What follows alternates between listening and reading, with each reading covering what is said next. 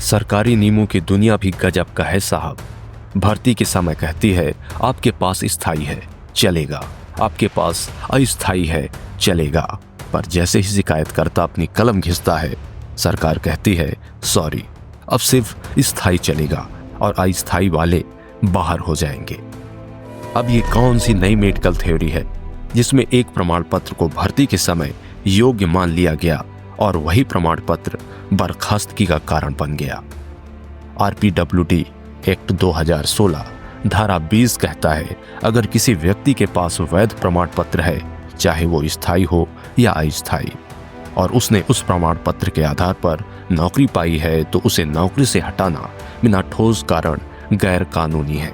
अब सरकार कहती है स्थायी में कोई संशय नहीं पर अस्थायी में है, तो क्या अब मेडिकल विज्ञान को भी शिकायतकर्ता विज्ञान से हार माननी पड़ेगी? स्थायी प्रमाण पत्र का मतलब विकलांगता लंबे समय तक बनी रहेगी, लेकिन ध्यान दीजिए दोस्तों, हमेशा नहीं। अस्थायी का मतलब क्या है दोस्तों? स्थिति में सुधार या बदलाव की संभावना है, पर इसका मतलब ये नहीं है कि प्रमाण पत्र फर्जी है या अधिकार गायब है। अब सोचिए, कोई व्यक्ति जिसे 1 साल के लिए प्रमाण पत्र मिला, उसने उसी आधार पर नौकरी ली, फिर भी उसके साथ भूतपूर्व जैसा व्यवहार क्यों? एक अभ्यर्थी के पास था 1 साल का अस्थायी प्रमाण पत्र, 42% विकलांगता, डॉक्यूमेंट वेरिफिकेशन हुआ, मेडिकल पास किया, नियुक्ति मिल गई।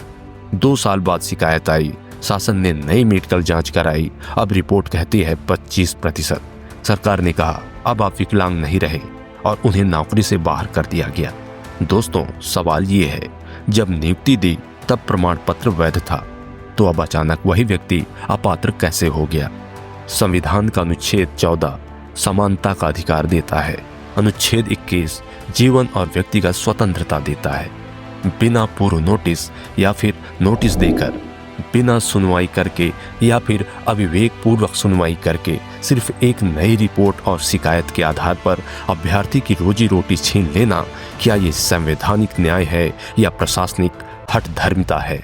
शिकायतकर्ता तो जैसे आरटीआई का सुभाष चंद्र बोस है, कभी मरता नहीं, हर भर्ती में वापस आता है, और शासन वो बिना जांचे आरटीआई को सत्य वचन मान लेता है। जिस प्रमाण पत्र पर पहले शासन ने मुहर लगाई, अब वही प्रमाण पत्र उसे धोखा लगने लगा। तो क्या अब हर प्रमाण पत्र के नीचे यह भी लिखना होगा इसका भविष्य शासन की मनोदशा पर निर्भर है? क्या हम इस बात को स्वीकार करेंगे कि एक बार पात्र मान लेने के बाद एक प्रमाण पत्र विकलांग नहीं रहा? क्या यह सही है कि नौकरी पाने के बाद प्रमाण पत्र की वैधता पर दोबारा प्रश्न चिन्ह लगे, सिर्फ इसलिए क्योंकि कोई जल भुन गया? शासन कहता है स्थायी प्रमाण पत्र वाले को अब हम स्थायी मानेंगे और अस्थायी वालों को अस्थायी नहीं बल्कि असत्य मानेंगे। तो फिर शासन खुद क्या है? सोचिए, स्थायी विवेक या अस्थायी जिम्मेदारी? अगर आप मानते हैं कि शिकायतकर्ता की कलम संविधान से बड़ी नहीं हो सकती और नियुक्ति के बाद बार बार परीक्षा दिव्यांगों के आत्मसम्मान पर आघात है, तो इस वीडियो को लाइक करें, शेयर करें और कमेंट करें। न्याय स्थायी होना चाहिए, प्रमाण पत्र नहीं। फिर मिलते हैं अगली वीडियो में। आप सभी का जीवन मंगलमय हो, इसी आशा के साथ नमः शिवाय। जय श्री कृष्ण।